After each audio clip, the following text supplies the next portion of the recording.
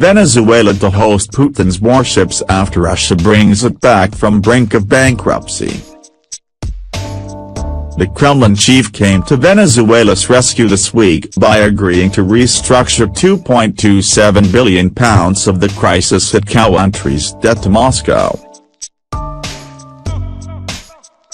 And according to Russian media, Mr. Putin is now looking to strike a deal to keep Russia's warships at ports in Venezuela. Under the proposed payback agreement, the vessels would be kept in the socialist state for up to 15 days at a time.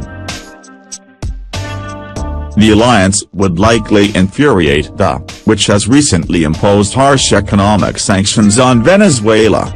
Administration has branded his counterpart Nicolás Maduro dictator and called for the end of his illegitimate rule. Venezuela's overall debt is estimated at £90 billion, the legacy of disastrous hard-left economic policies under Hugo Chavez and successor Mr. Maduro. The country is now teetering on the brink of declaring itself bankrupt. But assistance is expected to ease the financial burden and shore up Mr. Maduro's position. Risa Targo, from political risk firm Eurasia Group, said, "Clearly the Venezuelans have been looking for relief anywhere they can get it. And at this point Russia is their most viable source of financing. The Venezuelans have been pushing very hard on the Russians." Anton Siluanov, Moscow's finance minister, said earlier this week, "We have an agreement on debt restructuring with Venezuela.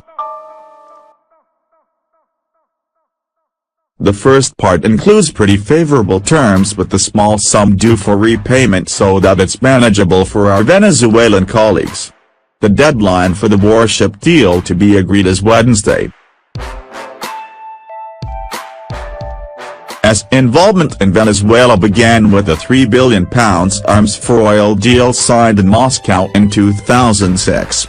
Shunned by the US, Mr. Chavez bought Russian Sukhoi fighter jets, helicopters, tanks and guns from the Kremlin. Igor Sakhin, a longtime advisor and deputy to Mr. Putin, had a direct line into Mr. Chavez until the ex-president's death in 2013. Mr. Sakhin is understood to have maintained close ties with Mr. Maduro, with the pair holding regularly meetings. Additional reporting by Maria Ortega.